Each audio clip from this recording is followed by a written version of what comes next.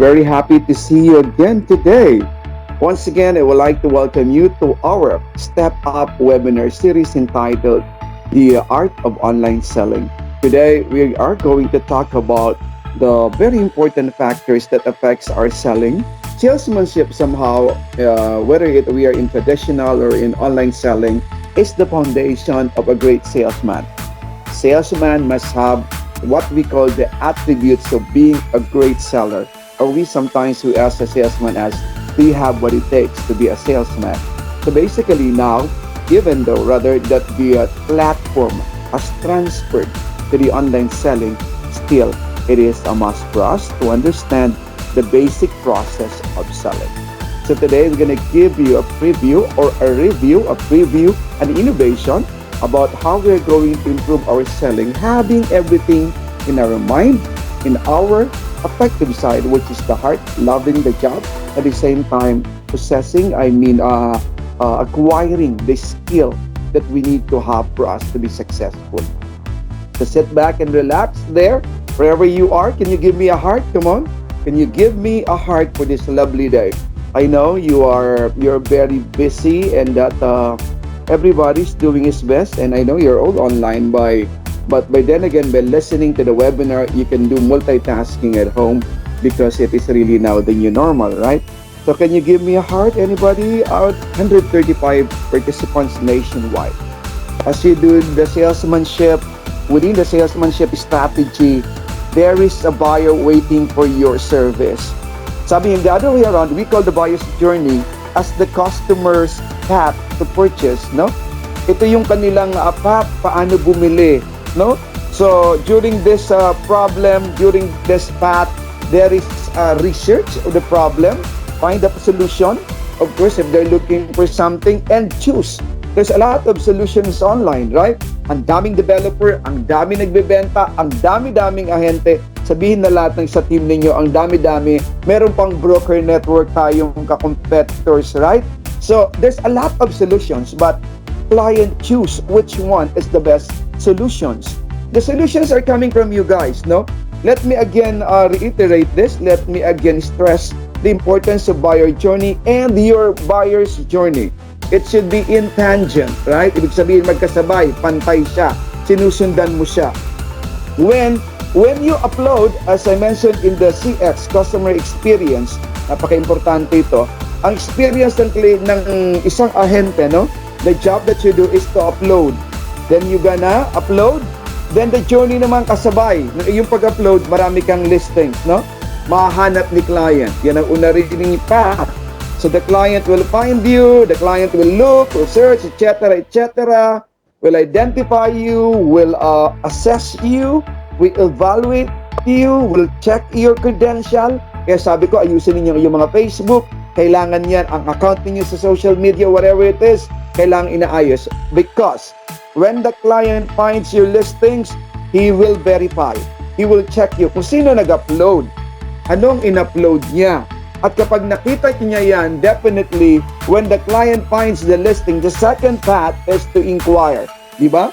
Kapag na-entice mo siya ng iyong upload, definitely, the buyer will definitely inquire. The visitor, the people online will inquire.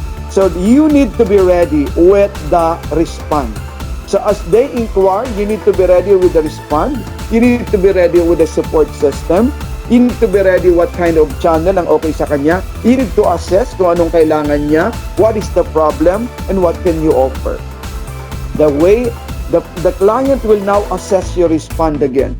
The client will now again check kung okay ba si ito. Si kliyente, ang ganda ng post, maayos pa ba sumagot? Ang ganda-ganda ng mga posting, hindi sumasagot. Nakakainis, no? Just today, I'm experiencing a problem in customer service. I'm inquiring to a certain department. They're not replying. So, of course, I will be pissed off. I will be annoyed. There's no customer service. Kaya ikaw, kapag nag-upload ka, siguraduhin mo na ready ka sa lahat ng responses mo. And when you respond, when you give the alternative, the solutions, the information that the client is inquiring, definitely the client will weigh down options, di ba? Hindi lang siya sa'yo nagtanong, huwag mong kalimutan, maraming options online, hindi lang ikaw. So i-weigh niya, tama ba? Aba, okay nga. Aba, medyo mahal. Aba, mukhang pangit yung pinakita. Aba, si kliyente, si seller, not so good in communication skill. Mukhang may hirapan ako. May mga tanong ako, hindi niya natanong, no? So therefore, ang kailangan mo, make sure that when the buyer is weighing options, you need to nurture. You should not stop. Give him everything that he will be needing. Make him feel he is the most important person in your life on that moment. Because you need to make sure to make him believe that this product is the best and you are the best. Of course, dulo na yung pagkiklaim mo that you are the best. Pinapatunayan mo lang yan sa nurturing mo na pwede mong ibigay. Kasi dito, hindi naman natin pinagmalaki ang ating kumpanya, ang ating sarili, but binigay natin ang ating serbisyong binibigay, no? Importante ng nurturing ay nasa dulo, no? Hindi importante ang nurturing sa umpisa, yung self-appraisal na tayo number 1 in the industry, na ito ang pinakamagaling, na maayos tayo sa proseso. We don't do that. So as the client weigh options, nurture mo na siya. Diyan mo na i-boost lahat ang pwede mong gawin. We are capable of delivering the product. We have proven itong mga deliveries namin. The products are, fast selling. And then when the clients realize that you're really the best, that it is really the solution to the problem is looking for at the end of the day, aside from your customer service, syempre, he will purchase. And definitely, that's the beginning of your sales. Right? So this is the buyer's journey. Ito, nagiging makabuluhan ang journey of a certain consultant if there is the fundamentals. Iba yung may expertise ka from your heart, right?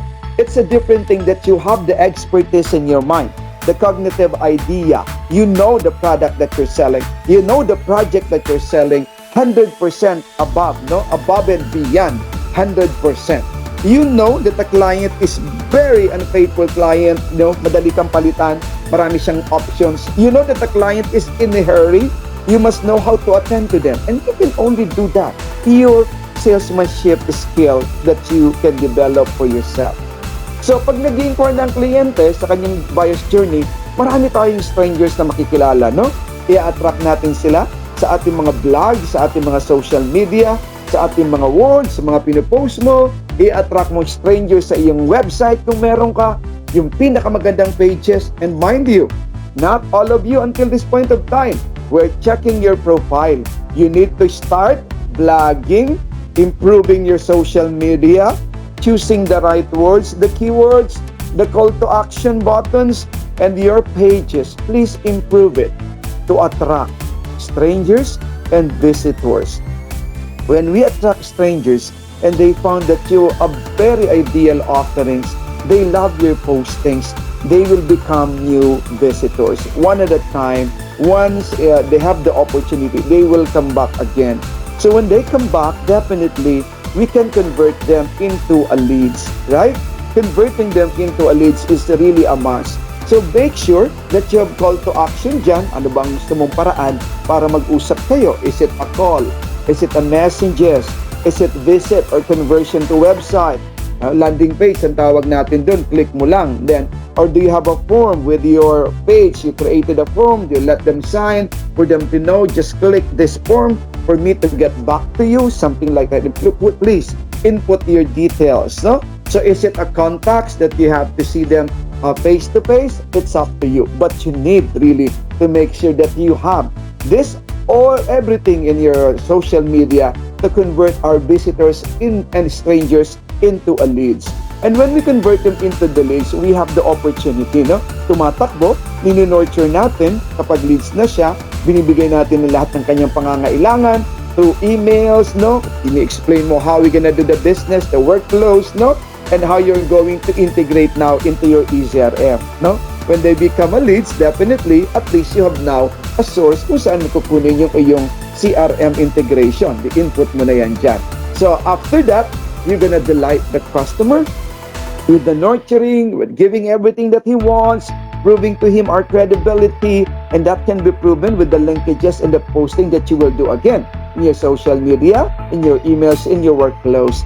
And, when they buy, and they purchase and they weigh options with you, you're gonna sell, and definitely they continue to be our promoters. So you see, ganun po kalawak, ganun kaimportante ang pag-iintindi natin sa buyer's journey. We attract, we convert, we close, and delight At the same time, by understanding what kind of different clients are we having or we are expecting to visit our pages or visit us. So anong kailangan ng isang magaling na ahente? So sa foundation ni Carla, when it comes to psychological and when it comes to cognitive part of learning, importante po yung foundation. Yung business process, kung paano sikasuin, paano mag-present, paano mag-handle ng objection, paano i-close, paano alagaan ng kliyente after sales. Siyempre may konti pang negotiations, di ba? At meron pa diyang briefing, site orientation, the virtual presentation, ang dami-dami. If you're not expert and if you don't have this kind of qualities, number one, you accept rejection with positive attitudes. You will be meeting a lot of people online and not all of them are buyers. Sabi nga, a lot of people willing for, pero hindi lahat bibili. Some will, some won't.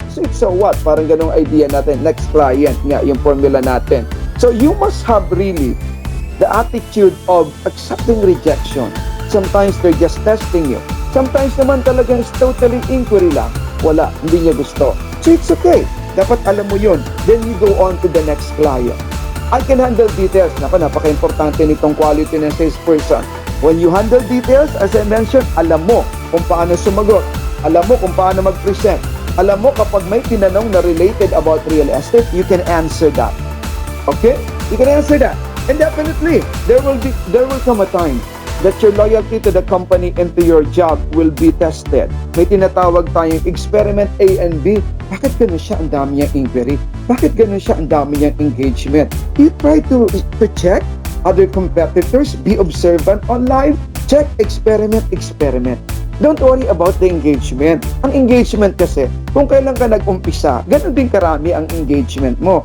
And be a good listener sa mga tinuturo namin sa inyo, no?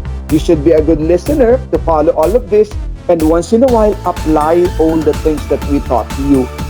Gradually, hindi naman kailangan sabay-sabay, lalo na sa mga kasama natin na walang mga right gadget and technology, right? So, kailangan gradually just apply all of this. I am a good listener, no? Importante yun, makinig. Perceptive. You have a positive insight. When I post this, one at a time, nakita ko sila, matagal na naman ang mga account nila. I am perceptive. I have a positive insight. I have a positive mindset. I can do this, no? At the same time, pagdating sa client, do not be judgmental. Sabi nga, bawal judgmental. Maraming salamat for joining mo today. Magkita po tayong muli sa susunod na linggo. This is Red saying, if you are safe, your family is safe. God bless you always. Ingat po palagi.